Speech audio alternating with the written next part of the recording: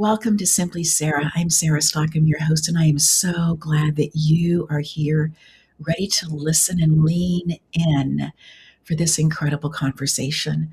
We're doing a mini series right now on the book Overcoming You, and we'll have another author, another collaborator in today. But first, we want to say thank you so much to Michele Art for incredible sponsorship, also for Mano Art and the Art of Forgiving.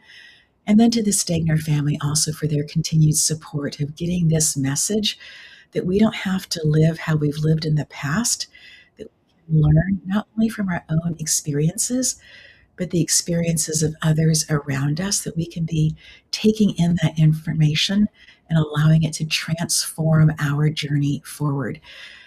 I am delighted in this space to bring in Michele Stockham, the artist that did the artwork behind me, the artist who is Michele Art. Michele, welcome. We are so pleased that you are here. Thank you. Thanks for having me. Would love for you to tell a little bit about your journey to write your chapter in Overcoming You, stories of struggle, stories of strength, struggle, and success. Would love to hear a little bit about your background in that. And Michele, I'm just going to give you the full stage to do that. Is that good with you? Yes, that is good. Yeah, so I had a introduction to Gary Barnes and just began telling him a little bit about my life and as a single mother, and essentially having three children, three beautiful, beautiful daughters with three different men, and how each of them had decided to have an affair, cheat, however you want to call it. And I started to tell Gary, and he said, "Oh, yes, you do have a story." And I think, particularly the most recent one, I had really picked up my life. I kind of jumped in both feet first and picked up my life, moved to California, was so excited to blend families and just start this new life that we had talked about with so many dreams and ambitions. And then I found out I was pregnant. And after I had moved here, things really started to go downhill with just the quality of conversation, and lies started to appear, and some just strange behaviors. And my other two daughters were really questioning and uncomfortable, but I went to high school with him, so I think I just trusted right away. And yeah, just basically ended up finding myself in a very kind of tumultuous situation with a lot of anger and just firing off of words and threats and things that were just, but I was pregnant and had moved and kind of scared, and then just kept hoping and trying and trying. And then a lot of promises and trials at counseling and all the things, and lots of just, oh, I'm going to change, I'm going to work on this, at times admitting, and then just basically finding just it all kind of crumbling down to an end of him leaving and having a new woman all of a sudden. And then what was I going to do? And so I was like, okay, I think it's time to start looking at myself and start asking the questions maybe I haven't been wanting to ask for many years, and start to really just realize what were my choices in this? What kept me in this, in me, rather than just blaming, like, what is keeping me in this? What am I doing? What am I afraid of? What am I seeking? And then just really seeking the comfort in God, and really going deep and asking deep questions about my faith and actually getting really deep answers. And yeah, so that's basically what my chapter is about, is getting to a place of being able to use those tools and the people that are around me, and then actually taking my art and combining that with the tools. And now I feel that so much of my experience is for me to turn and help others who are maybe experiencing the same thing. Michelle, I think that relationships can be inherently messy. I am somebody who loves fairy tales, loves that you have a strong villain and a fabulous, strong female character, and then also you have somebody who's going to come in and make it all better. And as somebody also who likes to have happy endings to stories, um, I have discovered that that is a genre of writing and that that is out there, and I so appreciate that it's out there, and that life really is an incredible journey of finding out who we are as we are seeing and being mirrored in other ways as well.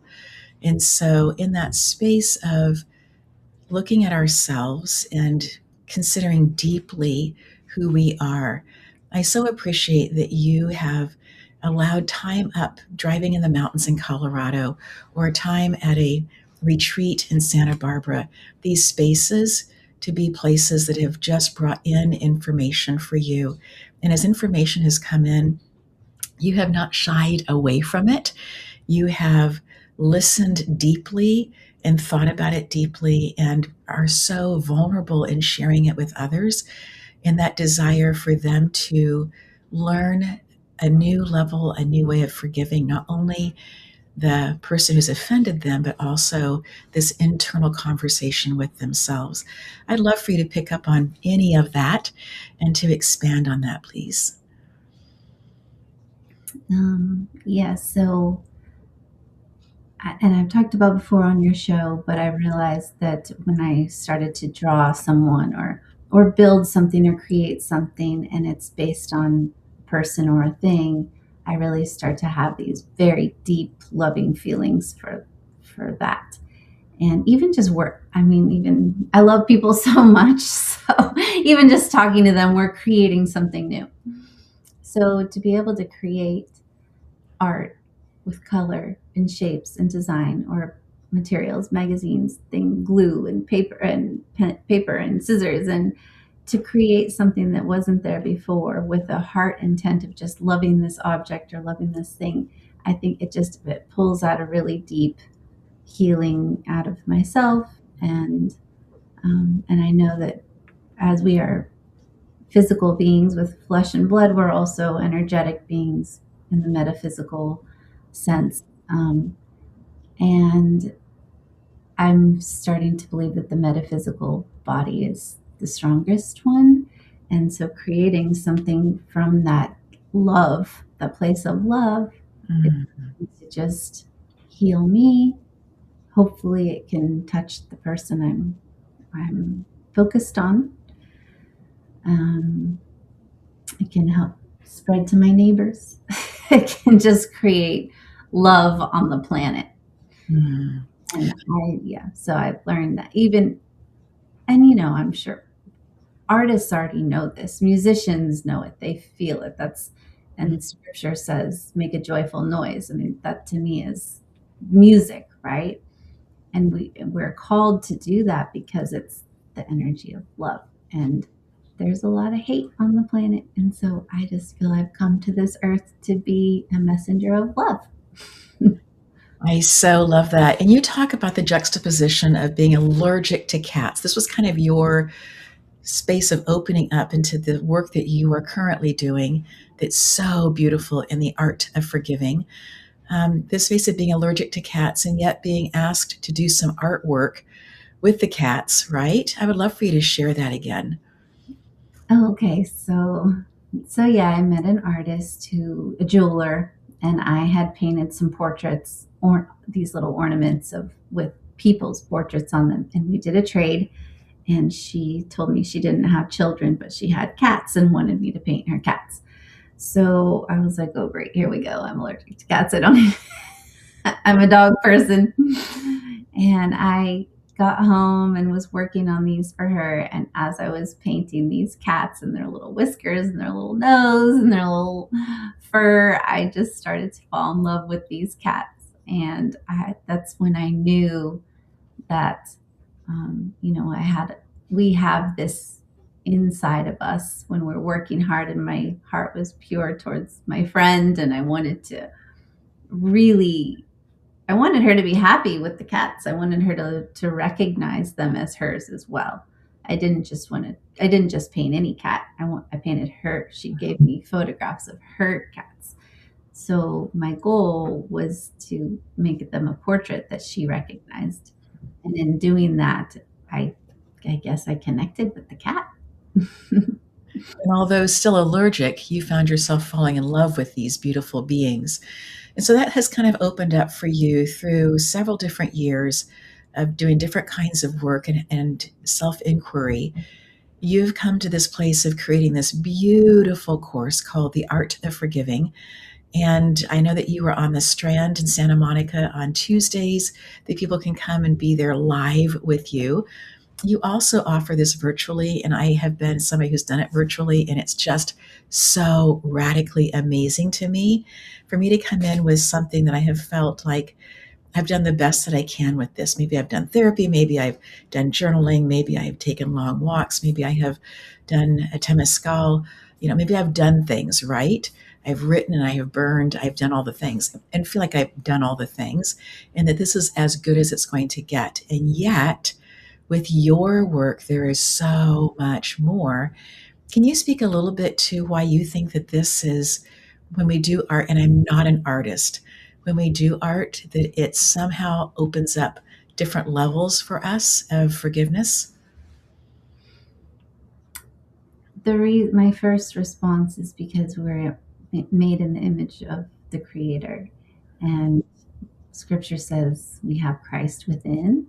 And being that God is the Creator, I guess I personally feel that it is God within coming out and doing the work through us or with us in combination with who we are.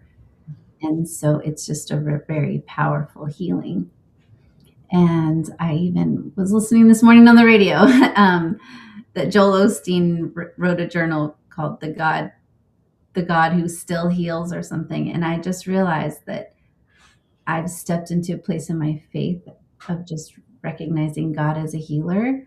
Mm-hmm. And in Scripture, Jesus and the disciples healed all the time. And that's basically just where my faith has gone, is that we are made to heal. We are made to evolve, and we're made to serve. So this is just a way of service towards ourselves and others. That's pretty simple. Anyone can do it. You say you're not an artist. I don't believe you, because you are. I've always, before I've stepped into this place in my faith and the relationships and all the things, I always told everyone, you're an artist. Everyone's an artist. And so I knew that deep inside ever since I was little, that everyone creates in some way. Yes. Maybe we're not all Picasso, or maybe we're not all Van Gogh or Monet. Taylor as a singer, but we all do it in some way. Mm-hmm. When I think about and say that I'm not an artist, I didn't go to school to do art, and I don't get paid to do art, but you are absolutely right that every single one of us is a creator, and that we are creating the type of relationships that we have. We are creating how we want to show up in things. We are creating how a room feels. We had recently had some weather, and knowing that the weather was coming in, I went and bought a gallon of paint and painted the guest room. And part of that for me was that for less than $100 American, you can completely change the energy in a room just by painting it, right? And so I don't consider myself an artist, and yet I do create, and I do look at the environment that I'm in, and I do think through, how do these colors work together? Does this help me feel more at ease, or does this give me more energy? And are there pieces that I want to hold on to that are important because they are family pieces? I take all of that and come into the space of forgiveness and use exactly the same kind of processing of I can, through this work with you, completely change how I look at, completely change the energy of circumstances or things that have happened in the past. I can look at that and say, how do I feel? Does this help me be more calm? Does it energize me to share with other people? How does this allow me to be more of service? And is it something that I want to, that I feel like I need to reflect on or sit with for a while before I share it with others? In the guest room, is it something that's going to continue to be a place that I go and enjoy journaling and praying and um, having conversations with clients? Is that going to be one on one virtually before other people come into that space? Right. So that space of having time almost. I so appreciate that you talk about the space of being of service because I don't think, Michelle, that you woke up one morning and said, can't wait to be cheated on. And oh, I'm going to be a number one Amazon bestselling author writing about this story. Um, and so I really appreciate the courage that you have taken to be of service and to share your story with literally with thousands. Hmm. Well, sure. Yeah, I definitely didn't. I don't think any girl, growing up is like, this is what my life is going to be. I'm going to have three different children, three different men, and they're all going to cheat on me.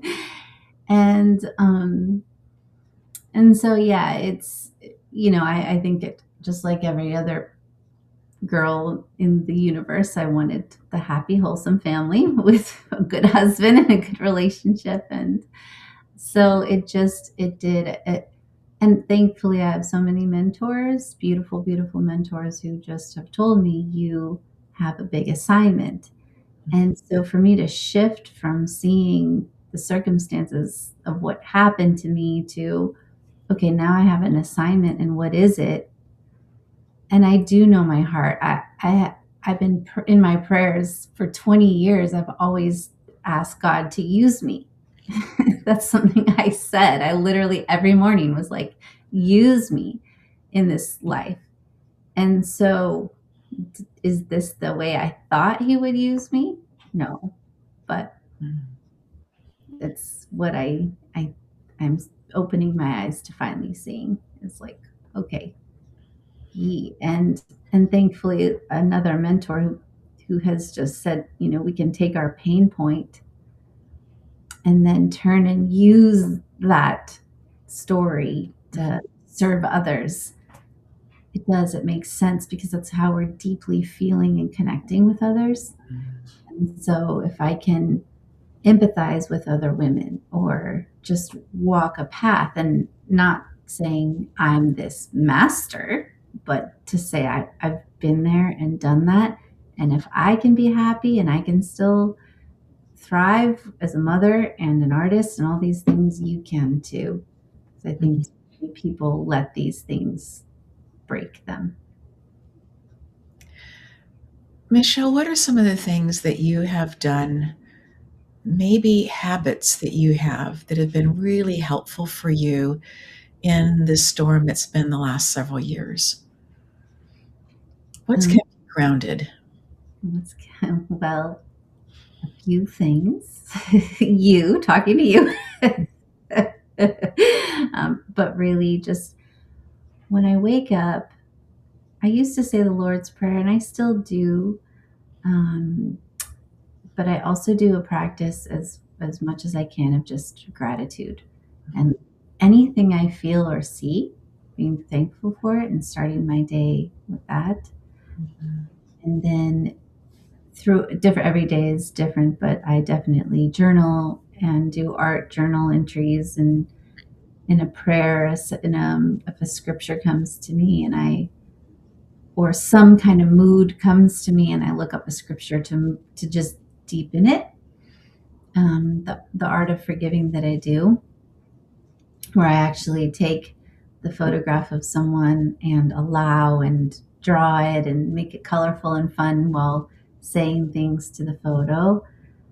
I have learned Reiki, become a Reiki master. I've graduated from energy mastery, which is a phenomenal Yes. practice of just cleaning energy through the divine connection, and definitely a community of really strong, also people who are walking a similar walk with me and keeping in touch with them.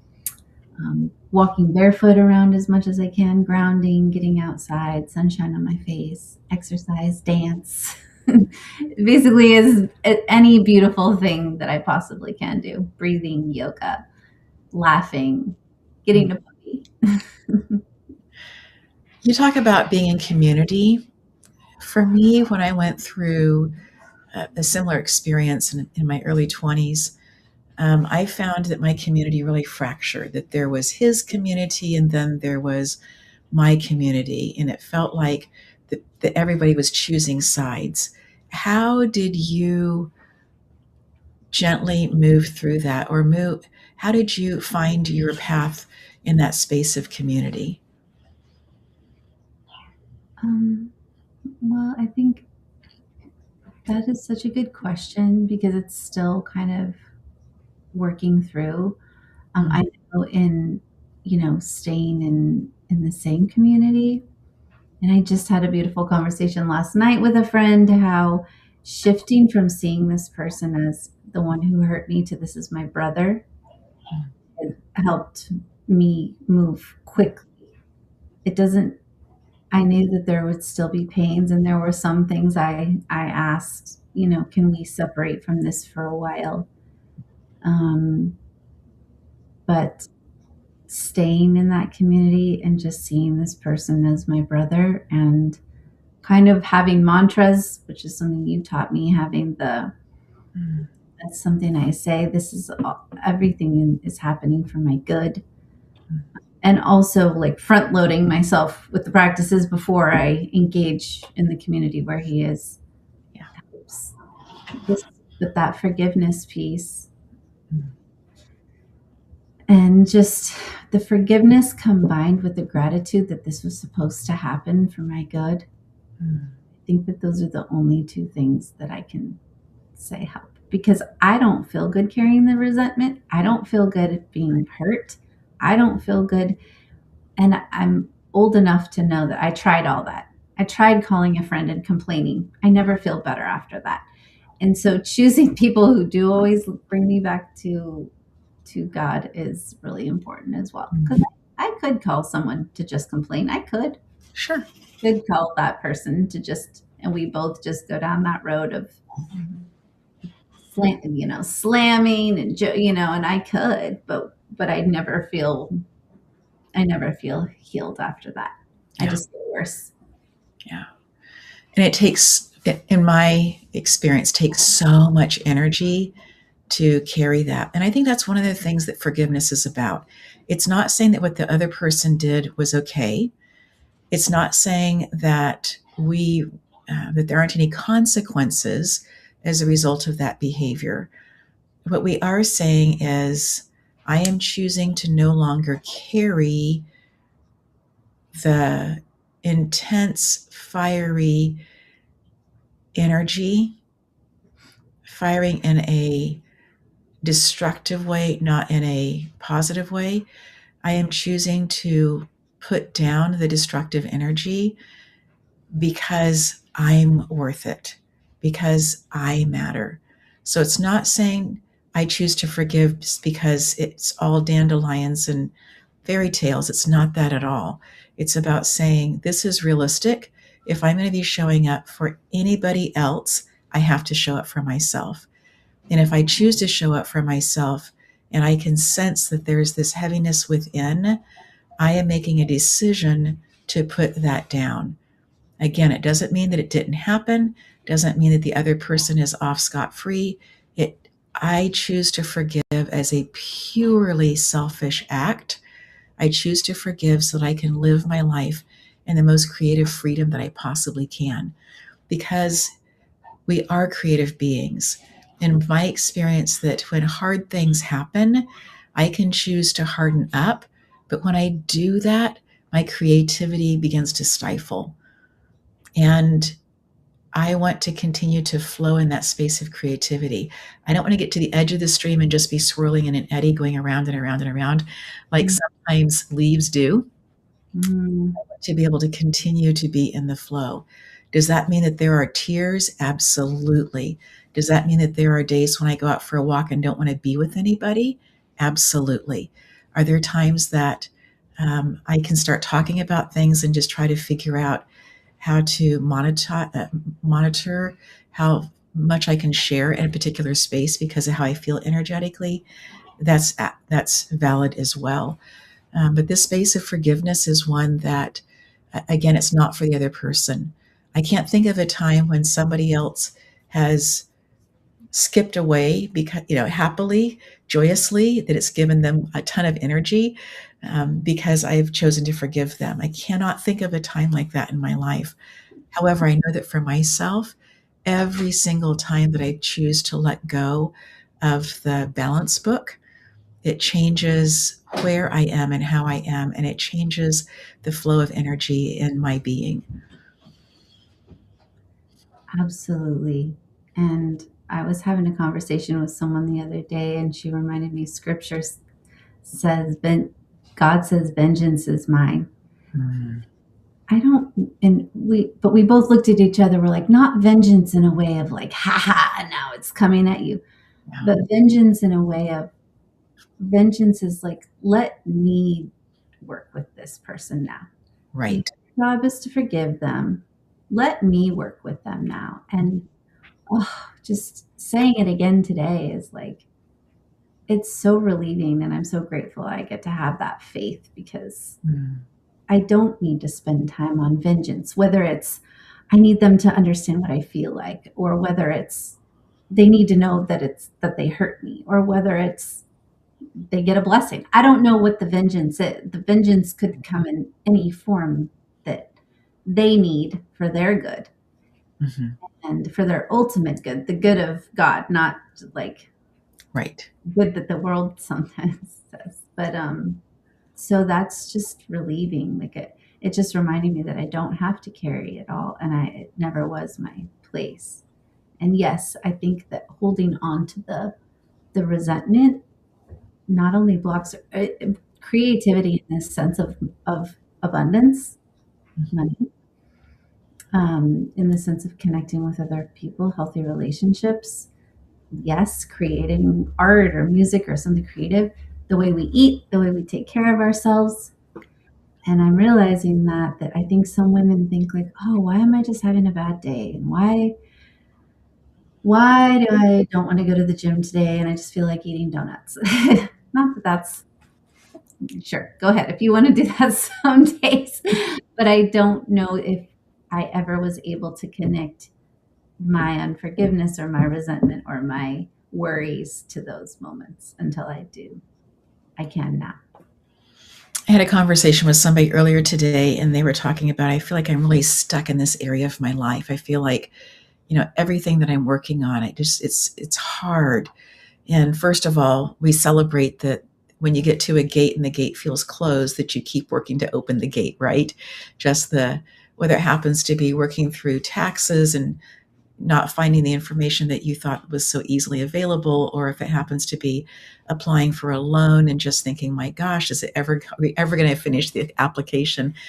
Whatever those kinds of things are for other people, in that space, that once we finish up that really hard thing, whatever that hard thing happens to be, it seems to open up the doors for other things as well. Mm. The other side of that for me is there is a worldly energy attached to, I'm going to hold on to this. Somebody has wronged me and I'm going to hold on to it. And this is mine to hold on to. And when we choose to release that, there's a vacuum there. There isn't anything there. And that can feel very purposeless in the moment.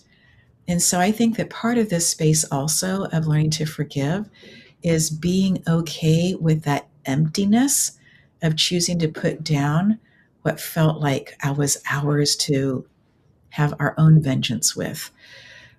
With that, then comes this space of, if I'm going to release that, is there something else that I can be listening intently for? A nudge, a spiritual encouragement to maybe move into an area that maybe we haven't necessarily wanted to move into in the past, and yet the door opens. If I can just give an example from my own life, I was a piano performance major in college, and my reason for doing that was multiple, but one of those was that I just wanted to be in a place that I could help other people worship well, Mm. whatever that meant. But in my 17, 18-year-old brain, that's what I was going to do this for God. Um, Became an educator, went into the classroom, taught, and yes, used music, but wasn't doing music the way that I had been. And at different points, playing with a band, we cut CDs. It was so fabulous to work with them. Worship CDs, loved that. And then came to a place that I wasn't playing at all. I remember very specifically walking by, at the first house that we owned, walking by a compost pile that we had. It had taken several years for it to get going, and now it was really, really going. Any leaves that we put in would turn over really, really quickly for us to be able to put the compost to other places. And walking by that and being on the phone with somebody who'd been a prayer partner and just sharing how difficult it was for me after years of practicing to be walking away from playing and just feeling like I was taking all of this experience and putting it into the compost, and thought, okay, I can do this. Fast forward, not years, but decades.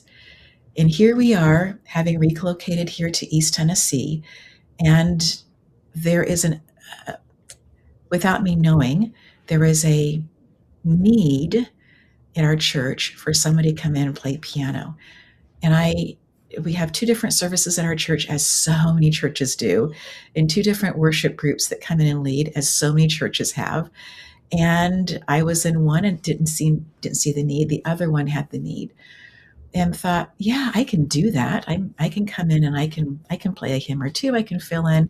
Need an offertory? I can do that. I can do these things, right? There came a place that I was asked to step into for a period of time. Now, mind you, I haven't been practicing for hours. I play every now and then. Is music a huge part of my life? Yes. Had I kept my skills up? No.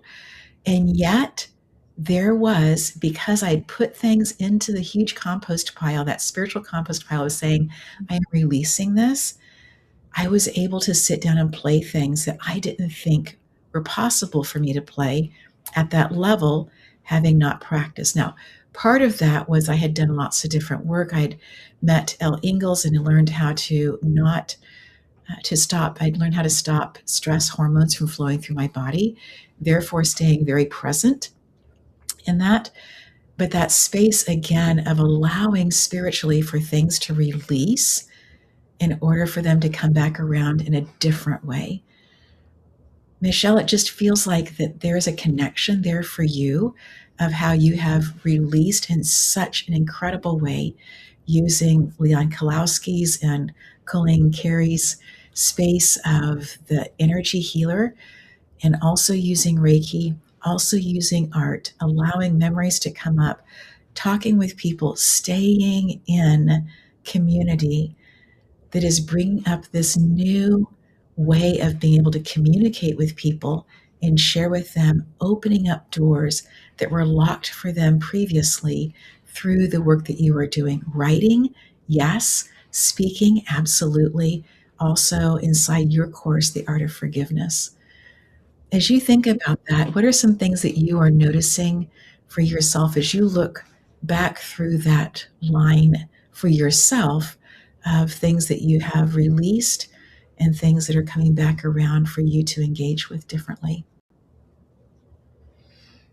I'm so grateful for the way that you put all of that, because I think we have a tendency to say time was lost.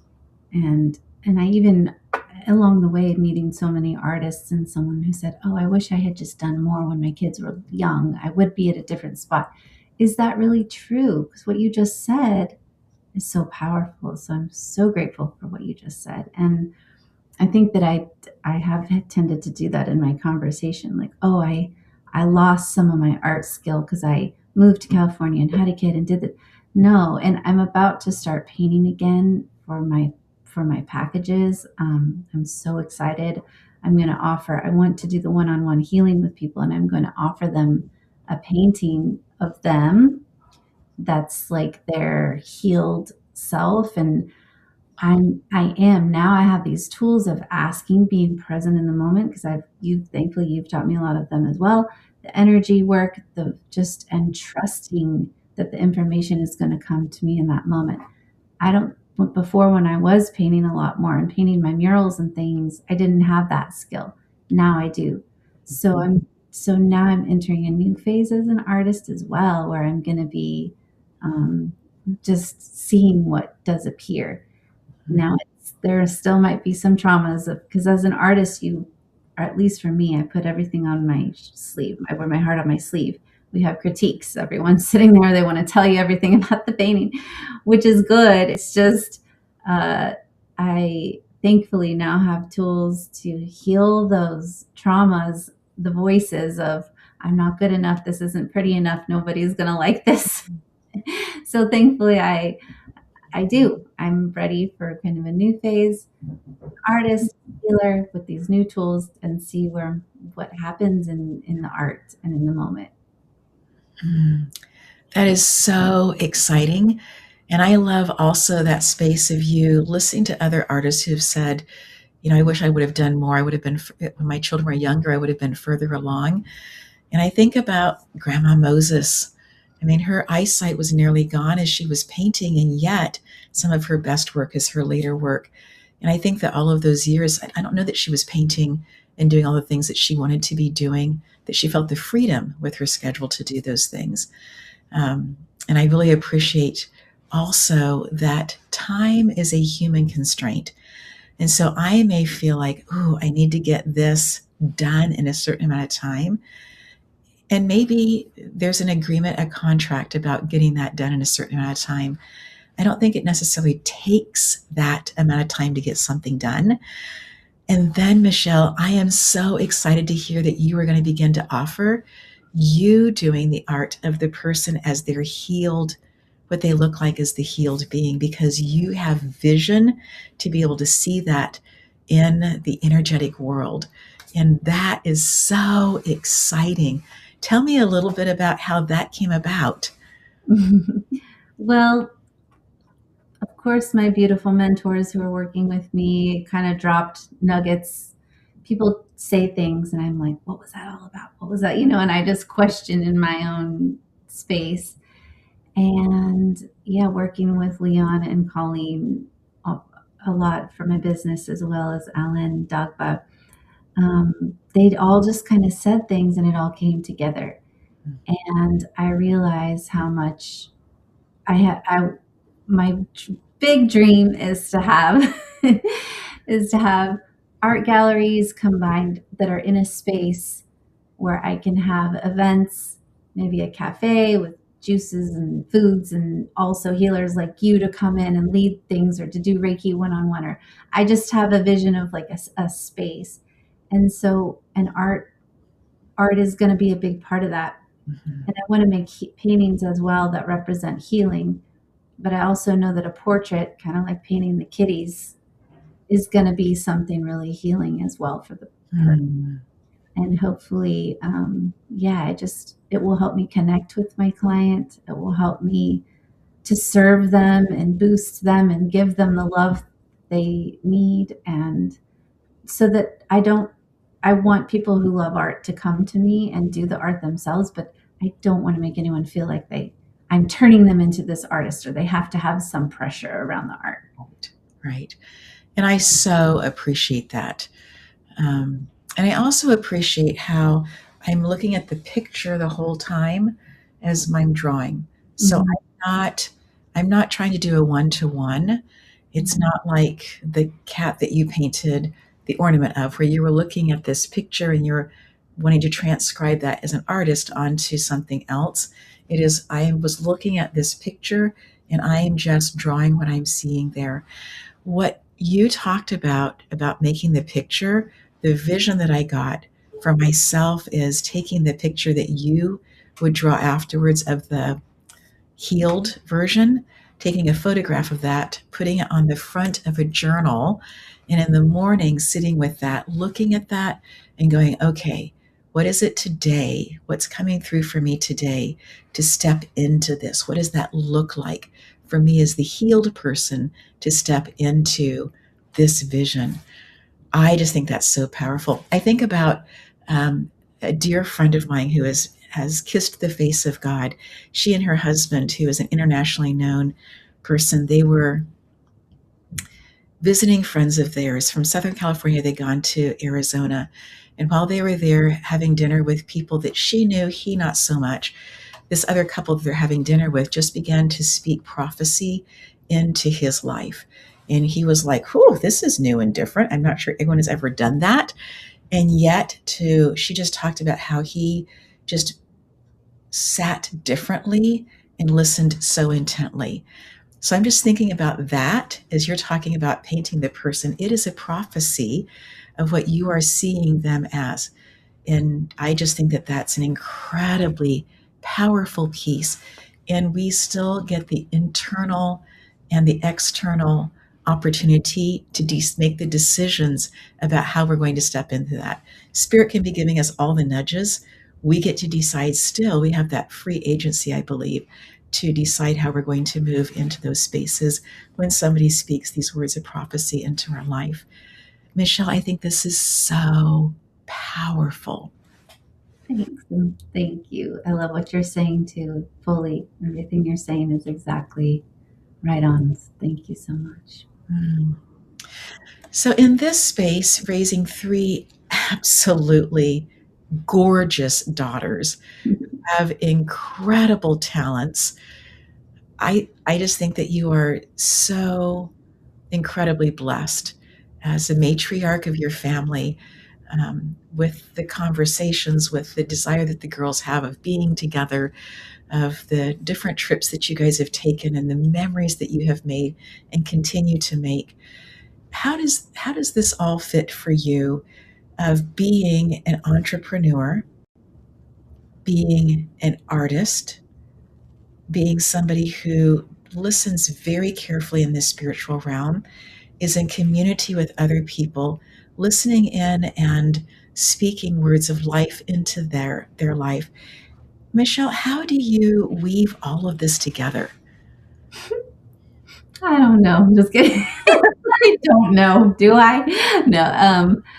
Truly, yeah, just the grace of grace. Mm. I think it's amazing how, because yes, I'm in a very strong spiritual community now, and before I've always been just a seeker of truth and in church and awesome churches and stuff. And when I did paint, I'll never forget this breakthrough I had in one of my murals where I remember hearing like the next color is going to come. Don't worry. Like you don't have to work too hard. And so it really is this like brush mix surface. Right? Brush mix surface. So then I started to take that just to my life. Kids, like Right? listen, soak it in, respond. It's a similar dance, I think, in all of those spaces. So thankfully, that's my answer. I think having a planner is always good. Calling my other mentors, like, look at it as containers. I really liked that. When you're in this container, you don't have to think about the other ones. You'll get to them. Don't worry, because I think I have a tendency to do that. Oh no, but then sometimes I do find myself jumping in and out of the container spontaneously, kind of like that mixing of the paint and going over here, because I don't work on one place on a canvas. My dad might do that. I don't, because I like to build the whole piece. And so even if I'm working on a portrait and I'm really focused on that curve on that nose, but then I see something in the hair, and I like the color even. So I'll be like, "Hey, that color actually does need to go up here." And it as I do that in my paintings, it's that's kind of like life, right? Because it's everything is connected. We don't There isn't just an isolated color on our nose that it doesn't appear in our hair. And yeah, and so I can get really into it technically, but I feel like that's the same way with the kids, with the puppy, with the garden, with my community, and that's what makes life really fun for me. And those who want to listen, great. I'll share. I so appreciate that space, Michelle, of you talking about as a painter that you were doing that mural and it was about brush, mix, and surface. Just these three. Stay with these three and just trust the process. That just is such a great way to simplify our own lives with this is where we are and this is what we're working on. I remember somebody, as you talked about containers, I remember somebody talking about we have three basic buckets, is their word, in life. One is going to be the spiritual one is going to be home, one is going to be work, and that we can have a hole in one of those. There can be a gap, there can be a space where we're draining out of one of those. And as long as the other two stay fairly full, we can continue working along. When we have two of those that have holes in them, that things are draining us and we're not filling inside for whatever reason, that can be a very, very difficult place, a place where we need to pull back in order to be able to focus on those. I really like the picture that you paint about be in this container, work inside of this container, stay inside of this container. And when you have the time or the place or the movement or the uh, timer tells you to move to the next one, that you then fully move into the next one. That's a really great energetic tool, I think, that keeps us focused. It's almost that space of using double yellow lines when we drive, of saying, I'm going to stay focused on whatever this is in front of me. This is where my energy needs to be. It doesn't mean that I'm not thinking about other things, but this is my focus. And if my focus starts to get too ragged, I'll get out a piece of paper, jot a few notes down, and then stay in this container, stay between these double yellow lines, because this is what I'm committed to working on right now. When you are traveling, whether it be going to pick up your beautiful daughter at preschool or you're going to see your oldest daughter in college, as you are doing traveling, are there things as an artist that you notice that you do that the rest of us don't necessarily do? Is there a way that you look at the scenery or the road or that you pack that you notice that seems pretty unique to you that you just kind of go, huh, I do that and others don't? I don't necessarily know what others don't do all the time, but I do love that I've learned how to see in a way that's really fun in life. I think, some people could get road rage or see traffic and I do too, depending on the mood. But um, when I really want to, I can see shapes and colors, or if I'm working on a piece, I'm scanning for, I know I want to know what that looks like in real life. So I'm like looking for it out in my space. That's really fun. Um, yeah, just seeing lines, colors, and choosing to go into that space can really help me decompress in any moment. And I think that one of your decompression things is to dance. Tell us just briefly about dancing. Oh my goodness. Now you're going to get me started. I've always loved movement and sports, and as my whole life I wanted to be an Olympic athlete. And I think, if I could be born again and become a professional flamenco dancer. But I get, I started speaking Spanish at a young age, and then a girlfriend of mine told me, you have to learn flamenco. This was 2016, 10 years ago, actually. she had gone to Spain, and I said, okay. And I bought a Groupon. And so I bought 8 classes, I think. And the first one I went to, I thought, heck no, this is so hard. I am terrible. Like, I don't know what I'm doing. And I'm watching all these people doing this stuff that my body was not doing. Thank God I had bought that Groupon because I knew I had 7 more to go. Um, so I went back the second time and I did a little better. And then the third time, I think I was hooked.